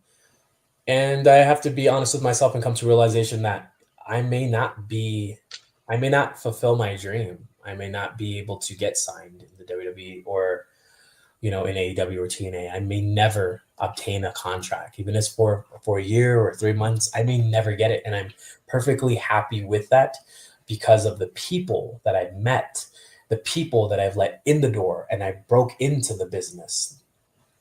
When you don't get signed, you have to go, okay, it's not me. I wasn't the chosen one. But guess what I can do? I can leave a legacy. And it's not a legacy of great matches. There's a ton of wrestlers from the 80s, 70s, 90s that have left great matches. But it's the legacy that they've left behind. You know what I mean? And I love this. I have it in my head. It's coming out. But it's the legacy that you leave behind that says, I made it. I made it. I didn't need a contract, but I made it because these guys did. And I can tell you this real quick. Beth Phoenix, and she just recently did it with somebody else. Beth Phoenix was in OVW, and she couldn't afford the classes. And, she was like, I don't know how I'm going to be able to pay this. Somebody paid her tuition in full. Do you know who that was? No. It was Molly Holly. Molly Holly paid her tuition in full without saying, hey, I paid it for you or whatever. She gave it back, right? And Molly Holly has a ton of great matches, but no one can name 5 of them. Molly Holly is very respected in my industry, in my eyes, as a trainer and as a wrestler, but she's not in the Mount Rushmore as the greatest wrestler. But in my eyes, I go, Molly Holly is one of the greatest because of what she's done and didn't have to sit on a mountain and go, I paid somebody's whole tuition so that they could become a Hall of Famer one day. She doesn't have to do that, right? And Beth Phoenix did that to somebody else. She paid it back. And that's the legacy we leave. So again, I may never make it, okay? But I know damn well there's at least 10 kids right now running around with the tag of, I was trained by Gino Rivera, and I'm living my best life. Because when I was in Albuquerque, I was Hot Topic hating life. Now I'm traveling the world, which I would have never, ever been able to do on my own dime. But I have all these Simpson promoters going, I'll fly you out, baby, whatever, to New York, to Colorado, to Florida, and I'm seeing the world, and I'm not even paying $1. Wow. That's the legacy I leave behind of all these kids that are just enjoying wrestling. And yeah, do they want to get signed? I'm sure they do. Will they get signed? I'm sure they will. Maybe they won't. I don't know. But that is what makes me proud and go, maybe I don't need to get signed. My calling wasn't that. My calling was to make this girl or this guy, the wrestler they are today. Because I can tell you right now, I'm responsible for everything popping off in New Mexico right now because of what the biggest step that I chose in this state. There was a few wrestlers here that controlled the state for 20 something years, and they would not let anybody in. They were gatekeepers. And I kicked that fucking door down. I kicked that door down and I said, I will train them. And they would not train girls. They said, no, we don't train women. Women don't wrestle. And I said, I'll train them. I'll even open my own school. I'll let them in. And I did that. And my first student was a girl, Gypsy Mac. And she's going on right now to bigger and better things. She learned from me, went to FSW in Vegas. She's learning from them. She's traveling the world. She's enjoying life. Got in the greatest shape of her life right now and making money. And I can definitely say that I'm proud of that. I may never make it, but I'm definitely proud of something like that, of being inspirational and instrumental in somebody's career, because who knows where that little girl would be. Somebody told her she couldn't wrestle. What would she be doing right now? That's shitty. That's horrible. Yeah. And now she goes, thank God for Gino Rivera. He let me in and he fought everybody tooth and nail and said, no, you're going to be a wrestler. I'm going to show you how, and you're going to be really good at this. So I love that. I have 3 little girls. I gotta keep the inspirational thing going, Yeah. So, No. There you go. And to be honest with you, to me, that sounds far more rewarding than a contract. Right. Don't you cry, Miss Victoria. I see you over. She's crying because I won't let her chime in with chat. So go ahead. Take it, Victoria. There we go. Oh, sorry, I had to cry first. I'm sorry. I guess I'll do it better. That's how I have to, though. Well, we had Mr. Johnny B in here blowing it up. Here we go. Don't be mad, Johnny, that it took a second. You can blame it all on Michelle. I'm used to it. Hey, you know what? There you go. So this was him chiming in and saying the Indies is where it is at, the good or bad. We love it, and that's why we are here. That's right. 100%. Mm-hmm. And then that's where he's chiming in. The Bellas would run away crying, lol, about them being here in the Indies. They're tough broads. They're tough broads, but they couldn't handle that. I don't believe so. I think they would struggle quite a bit. And then did you read that comment, right? Did you read that comment yet? That one? Not yet. Why, were you trying to read the comment? No. I didn't want to take your job. Take it away from me again. How rude. It was just, they better get ready for those hot dog and handshakes. LOL. You know what? I've had some really good hot dogs. Okay, like I've had some freaking. I don't even know. Like, there's been times where I'm like, you know what? I don't even care. This hot dog was amazing. Like, don't worry about it. I got a 5-hour drive home. Give me 2 to go. Okay, give me a couple of those hot dogs to go. So I don't ever crap on hot dogs and handshakes. In LA, we call them tortas and a Sprite because that's very, very derogatory. But it's very, instead of hot dogs and handshakes, the lucha world, where I'm from, they say, go get a torta and go get a Sprite, and that's your pay. Oh, here's $5. $5. I've wrestled for opportunities. I've wrestled for action figures. I've wrestled for my students to get on a show. There's nothing that I have not wrestled. I've wrestled for food. I've wrestled for a lot. It's part of the wrestler way, and that's why the Bellas wouldn't survive. They'd be like, what? You don't get paid to do this? You want to pay a banana and a freaking Kudos bar? No. I'm here for it. I'm like, if you'll get my kids an opportunity, I will definitely take a string cheese, and I'll definitely take a Coke, whatever. So, like, there's nothing I haven't wrestled for. I take pride in, sacrificing. He's like, here, let me place my order really fast. I want that one, maybe that one. Trust me, I've done that. Well, here's another one. He had said, a lot of the guys who get pushed back to the Indies do better for themselves, and then later down the road get re-signed. Look at Drew McIntyre, RVD, Matt Cardona, and more. Exactly. Very true. Don't know what to do with you. They send you to the Indies or they fire you, and you have no other opportunity other than to sink or swim.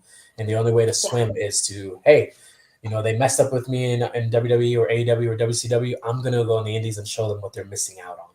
And some of them come back, some of them don't. Like, don't burn bridges. No, never. Oh, looks like Johnny B is ready to book a match. Maybe we can get you versus Johnny B in Illinois sometime down the road. Hold on now, brother. I don't do cage matches, brother. Hold on. Hold on. No, just kidding. So there you go. It's gonna have to be something totally different, Johnny. He's already saying no to it. Is this a custom match? Hold on. What? He's heard all about it, Johnny B. Everyone, the word of September is spreading fast. Don't get me started on those. Come on. I would love to see you in a cage match. It'd be fun. Come on. There you go. Don't have to be in the cage. There you go. Yeah. Compromise. There you go. You're gonna find someone else, Johnny, for the cage match. Don't not do it.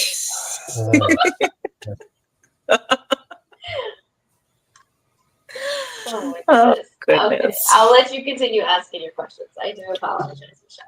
Well, I've heard about all the greatness. So before I get to the funny stuff, because I want to hear the humiliation part too, I want to hear about some failures. What is your biggest failure out there? What did you get out there in the middle of that ring and completely blow? I've forgotten my scripts. I've been handed a stack of papers and they're like, hey, you're going to say all this. And I'm like, easy. I love talking. Gone out there and my music hits and I'm like, go in the ring. And I'm like, what was I supposed to say? And there's no one there to help me. And it's dead air. I've ripped my tights literally from the butt back down. Oh, no. I've had some embarrassing pictures posted where I'm like, don't tag me in that one. You know what I mean? No one wants to see that crying face, that ugly face, that beer belly, whatever. You know, I've fallen off ropes. I got my first "You effed up" chant on pay-per-view ever in 17 years. I got that like in December. I slipped. No, actually, I slipped in my first when I lost my mask. But this one I didn't need to slip, and I slipped. And I was like, I did this 100 times. What happened? Why right now? Why couldn't I get a birthday party show? But I did it on pay-per-view, and I was like, oh my God. And everybody's saying, you effed up. And I'm like, no, I didn't. I've done a lot of crazy stuff throughout the ring. But it's mostly stuff that I do outside that I'd say gives people heart attacks. Oh my gosh. If you are my friend, if you are my student, you worry for me all the time because I do stupid things. I'm like, oh yeah, it's like 100 miles till we get to the next exit. My gas says 83 miles to empty. I'll make it. And then it's like, and I'm like, oh no, I ran out of gas and I'm up first for our show. Oh, help me. What am I going to do? And it's $75 to get an Uber to there. Yeah.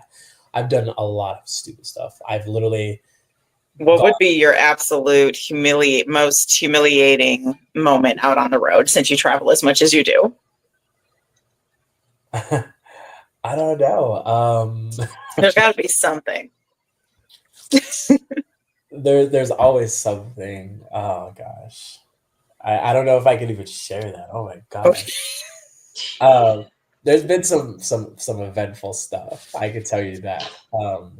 Will you accept those via email after the show? Yeah, just type those up and let us know. I can definitely tell you that for sure. There's been some humiliating things that have been done with me, to me, and then so. But like I said, I'm a big ribber. I love ribbing people. I love doing. If you fall asleep, ooh, you're in trouble. You are in trouble. So there's a lot of embarrassing pictures of me out there of me sleeping. We call that the hanging jaw. Oh yeah. Because you sleep with your mouth open. Somebody put M&Ms in my nose and I couldn't breathe for like 10 minutes. I couldn't get the M&Ms out of my nose because I couldn't sleep like this. But I was like, I couldn't get it out. But we're vicious when it comes to stuff like that. You know what I mean? But it's all in good fun. The camaraderie of a road trip is the best. Okay. But I also miss nights. I'm a guy that's like, oh, I got all the time in the world. I'm just gonna go to Einstein Bagel and I'm gonna get a bagel. I don't eat many bagels, but I'm gonna get a bagel. And all of a sudden go back to my gate and they're like, left 22 minutes ago. What happened? Where did I go? They're like, yeah, we boarded a long time ago. I'm sorry, you're gonna have to sleep here in the airport. And I'm like, well, what do I do now in Chicago for 18 hours? Yeah. Happens should all not the go with bagel. time. The bagel's not it. You should not go with bagel. It was a really good bagel. I sat down. I was like, I'm gonna sit here. I got some time. Meanwhile, my flight's everybody's boarding. So what was that about teaching time management? Because now I'm starting to worry. I'm the worst. I'm the worst. Hey, I was here in the interview like 5 minutes, but I just think I'm like, oh, it's just down the street. I always tell people things are just down the street. It could be like 6 hours. It's not. Don't believe it. No, And I'm the guy. Are you ready? Yeah, I'm already ready. I haven't got out of bed yet. So yeah, that's me. well, that's funny because I was just about to ask you if you were ready to play a game. Yeah, let's do it. I love games. All right, Victoria, I am going to let you take over because this is yours. Okay. Well, first, What are we let me catch doing up this with time? chat. We're catching up with chat first. Okay, Then let's I'm do gonna it. let you guys in on what game we're gonna play. Let me see here. Let's catch up with Mr. Johnny B in here.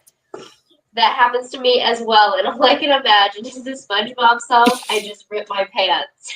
Yes, I do actually love that song. I don't know if you guys know that song. It's a great song. I feel like you guys have to have it play anytime it happens, just in the background or edit it over. All because I just ripped And it was my a really good pair of trunks too. And I'm like, thank God I wear some undergarments, or else it would have been a real freak show. So. And then we just had him come in here. You do stupid things, but not cage matches. LMAO. I've been in, I think, 2 or 3 cage matches, and the worst thing that's happened to me was there was barbed wire on the top, and I went to like get away from it, and it sliced my arm. I think I have the scar somewhere, but it made like a hill on my arm somewhere. I don't know if you guys can see it, but yeah, I was like, oh my God, I'm bleeding. I'm gonna die. Yeah. All right, so hardcore matches are not his style. Got it. Okay, there you go, Johnny B. He says no, thank you. Oh. Yes, that's how September will be. Oh yes, we have heard all about it, and I think we're still very psyched for it. Oh yes. All right, Yes. All right. So what are we doing? The game we're going to be playing today is WWE Emoji Game. Okay. So I went in. I have done this, so Michelle has not seen it yet, and Gino has not seen it yet either. And I went through and I selected WWE superstars, either male, female, or a tag team. So it can be either one of the 3. Don't forget about that. And we are I'm going to flash up an image. I'll let it stay up here. It'll go in between us. And it'll be 3 to 4 emojis. And the winner will be able to win them some Gino Toldyouso Rivera merch. We're changing it up.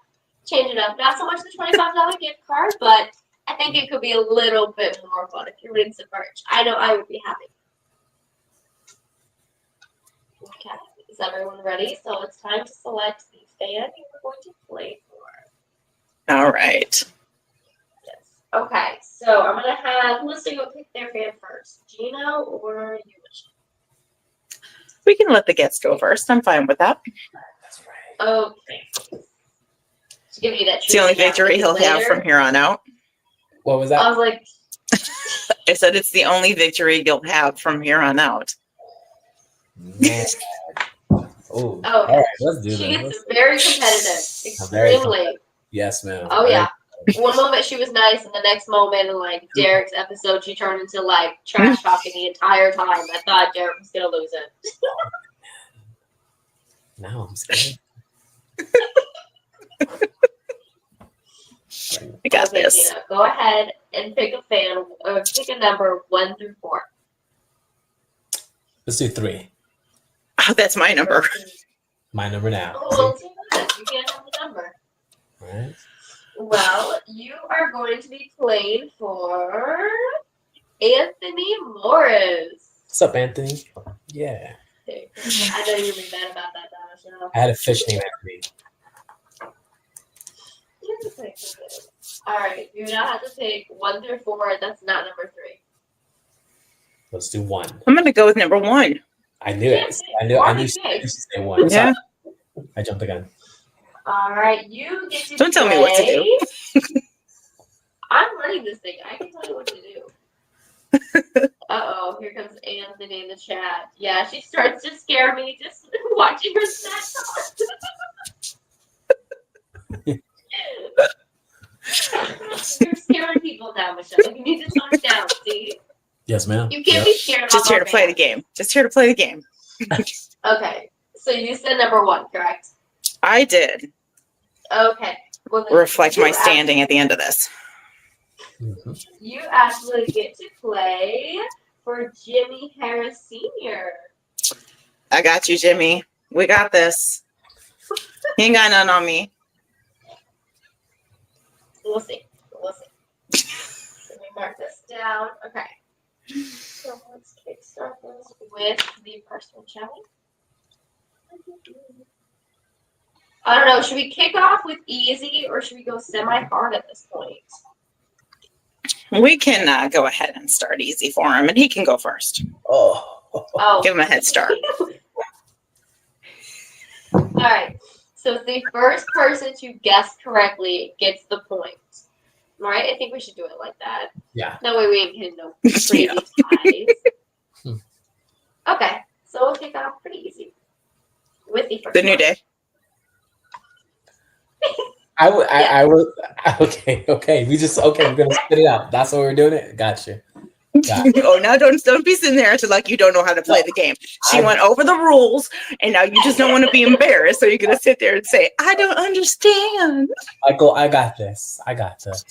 Apparently, you don't, because you're still sitting there trying to figure out how to play the game. I got this. Okay. You say that. So you even got Anthony cheering on. Come on, Gino. So Stay with you can't me. be disappointing. Have faith in me. We're trying. We're trying. Okay. What if we jump to this one? Stone Cold Steve Austin. Ding, ding, ding, ding. Got it. You already looking so mad with her. You just got one right over there, like. Well, I wouldn't recognize that because I hate him. So who cares? Not me. He's like John Cena. I can't see him. Same. All right, hold on. Get rid of these here before I mix them up here. Okay. Why don't we jump to this one? Sheamus. No. Finn Balor. CM Punk. Yes to Michelle, wrong to Gina. Why would you think CM Punk? What? Why the hell would CM Punk have a shamrock? And I don't know. I totally missed that by a lot. That was a horrible answer. Oh my god. Yes, you were correct, Michelle. It was indeed Finn Balor. It's okay. Get used to saying that. You were correct, Michelle. All right. How about we do this one? Shawn Michaels. DX. Shawn Michaels. Hey, HBK. Yes. Yes. Well, you were right the second time you said it. It's not Shawn Michaels, but you said DX. You kept flipping. Heartbreak, right? Shawn Michaels. Am I right? Yes. You were right the second time, but then you backtracked. You said Shawn Michaels DX. Shawn Michaels. Because they're in the same. DX. That's on his pants. Yes. And, Yes. Well, it is, but which one is it? I remember. Gino got the point because it's D-Generation X. It's fine. Oh, you can have the point. That's right. What's the score? 2-2. It's 2-2. So you can breathe. You're getting there. Okay, let's see here. Let me insert these in since it's holding down. It wouldn't be any podcast if the computer told me to fuck off. Okay, what if we do this one?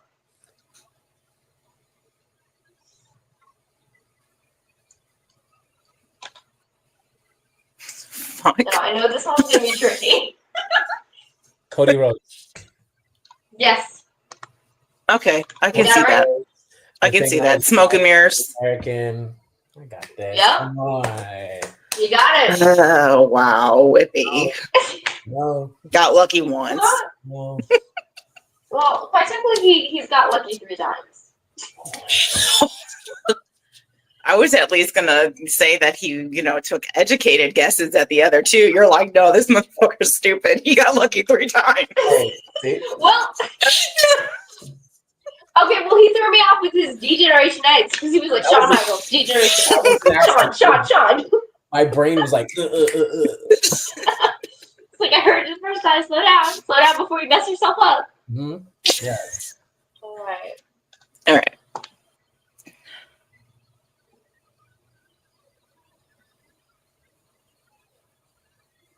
I feel like we should have Jeopardy music playing. Oh my god.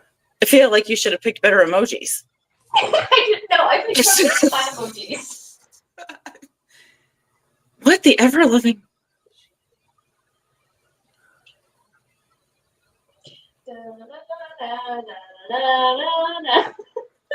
Oh man.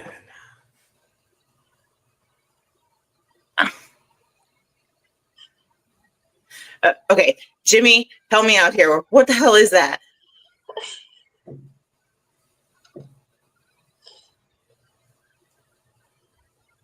Is that a trash can? I think so. And a chain.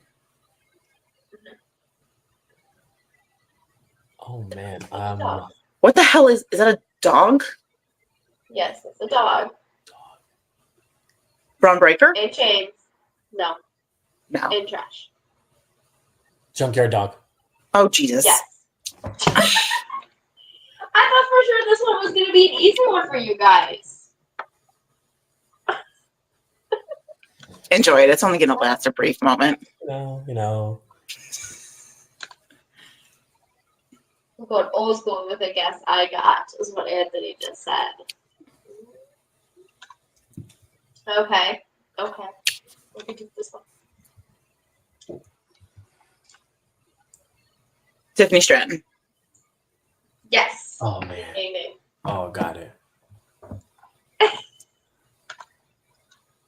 Alrighty. So, I mean, you guys are kind of neck and neck here. You're going to have to keep standing on top, Gino, if you're going to want to win, though. I'm trying. I got this. Said that before. John Cena. Yes. Ding, ding, ding, ding. I love that the shit talking has stopped from you, Michelle. You just kind of like forfeited. Again, you're putting wrestlers out there that I can't see. It's no wonder I didn't answer. There's like no emojis up there. Yeah. Okay. Pathetic. This game is rigged. Bianca Belair. Yes. I was gonna say Big Papa Pump because all right. No, I can't. My daughter's obsessed with Bianca, so the kissy lips, nothing else resonates. Nothing. Let's see. All right. So may or may not be tricky. Depends. Rhea Ripley. A-Town Grayson Down. Wallen. Yes. A-Town Down Under. Gino got it. Gino Yes, said Yeah, before there was you. an actual tag team, because of Yes. Grayson, and then got it. Wow, that's pretty That's why I cool. want you guys to remember that there's tag teams in here. Tag So teams. what you I guys did feel first. like. That is creative. All right. And here is the last and final one. So let's see who gets it. Undertaker. You guys really said you're- the exact identical time. To the exact time. You guys said at the exact time. Why? So what are we doing? Do we add a point to each and still I can Gino wins? add a point to each. Right? Yeah, because I mean, I think I don't so, even yeah. think we weren't tied or anything. No, so it's not like it's gonna be like, oh no, you guys are tied, and we gotta do tiebreakers. It actually Or is there a deal breaker? still ended it. All right, so we do officially have a winner, Yeah. and the winner is not you, Michelle. Gino, we did win. You're right. It's Jimmy. Win the 7 points, while Oh, Michelle, you had 5. Please. What the hell? I'd like to thank all the little people out there and me again. So, congratulations to you, Anthony Morris. Gino picks up the win for you, which means you have won yourself your own Gino Toldyouso Rivera merchandise. There we go. And it'll be a grab bag. We're going to let Gino pick it. We'll buy it, and we'll have him send it your way. See, I knew it. I got this. You got lucky. Yeah, most of the time. Most of the time. Ooh, and the merchandise will be going to my daughter Sophia. She will be excited. Yes. I know the perfect item I have. Trust me. We absolutely Oh, well, love congratulations, Anthony and Sophia. And to you, Gino, as much as it pains me to say, a rematch one day. A rematch one day. Oh, please. I'll gladly wear this. Now he's living all high and mighty. He's got his throne all the way up there. He's living good now. Watch, the bragging rights will be great tonight. Yeah. Wonderful, wonderful. Well, before I let you run off with those bragging rights, please tell us, what is the next chapter in your story? Where can we find you? Where are we going to see you? Tell everybody, please. There's a list of places that I'm going to go to. First and foremost, you can find me here in Albuquerque, New Mexico at my training school called Off the Ropes Pro Wrestling. We are here Monday through Thursday from 4 to 8. If you'd like to sign up, please contact me. The sites are available. As well as my wrestling career. I am everywhere. I am literally going to be I'm just going to name a few places. Anchorage, Alaska, Tacoma, Washington, Sioux Falls, South Dakota, El Paso, Texas, Montana, Florida, Washington, you name it. Oh, and I can't say the word. Is it Muscuda? Muscuda, Illinois. I will be there in June. So, please come check me out. Stay with me on social media. I am very much so active. If I don't answer you in 5 minutes, it's $20 in your hand. Just kidding. But I'm very active online, guys. Buy my merchandise. I make them myself. I personally make them myself. So when you wear these items, when you have these items, it's actually from the hands of Gino Rivera. There are my shirts on Pro Wrestling Tees, but come get them from me. Go straight to me, and Pro Wrestling Tees doesn't get any cuts of it. So follow me on social media. Come join my school. See me in the ring. See me at a show. I'd love to meet you. And thank you guys so much. Thank you. Thank you so much for joining us. And we look forward to seeing you furthering that career. And hopefully we'll be out in New Mexico sometime soon, and I can beat you with that trophy. Yeah, definitely. I'm gonna shine this, you know. Oh my goodness. I appreciate it. We got to do this again, and I enjoyed being on your show. Thanks. All right. Thank you so much again. And you take care. Have a good rest of your night. Hopefully it's not too late. We'll let you get back to your students. If not, hopefully it was worth it and you had a great time. I did. That game was amazing. I'm going to go play that with my students now. They're all going to lose. Awesome. Well, you have to let us know how it turns out. Yes. Victoria, thank you. Michelle, thank you. I'll see you guys. Enjoy. Thank you. Good night. Bye-bye. All right, I did see my Jimmy there in the chat. He's right. There is always next time. Man, I'm not doing very good here. I lost to Johnny B. Now I've lost to Gino. Yep. This is not the way it should be. I'm gonna have to brush up on my training. My apologies, Jimmy. To prepare. Please don't be disappointed in me. I will do better. I promise, Jimmy.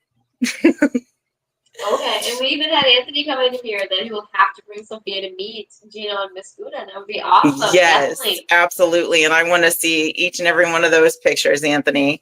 You take her there and you let her wear that merch for Gino. Mm-hmm. And a story right there. Yeah, see, you gotta brush up. You are losing. Come on, you I'm have to losing be my ready touch for there. next week. They're coming on my podcast and they're kicking my ass. What is this? Come on, you gotta step up. Oh, well, before we let the rest of you go, speaking of upcoming shows, Victoria, please go ahead and put up that card of all the upcoming pro wrestling independent events that are coming up. Pick one, pick many, pick them all. Just please pick some and get out there and support the independent wrestling circuits. We'll also have this on our Ringside Rivalries Facebook page for you to reference, and we work to update it every week, so keep an eye out on that. There's some All news right. out Well, there. oh no, there is. There's quite a full schedule out there, and hope to be able to add more and more on. So if there's anybody that we're missing that wants to be included, you just let us know and we'll get you added up on there. Absolutely, absolutely. Oh, even got Jimmy in here. Never got faith in you. Oh wow. So you gotta earn his faith up, Michelle. Come on. See? She's Oh, I trust me, will. She's I gotta will. have it down. She'll have it down by next month. She's got this. We'll send her a training. That's right. I'm telling you. I'm telling you. All right. Well, thank you to everybody that has tuned in to watch and listen. We appreciate your support. Like we always say, more than we ever truly could say. So we'll say it till we're blue in the face, but we're not sure if you'll ever really know how much we mean it. We'll be back here next week, same time, same place, and hopefully you are too. Thank you, everyone. I hope you have a great day. All right. Thank you, guys.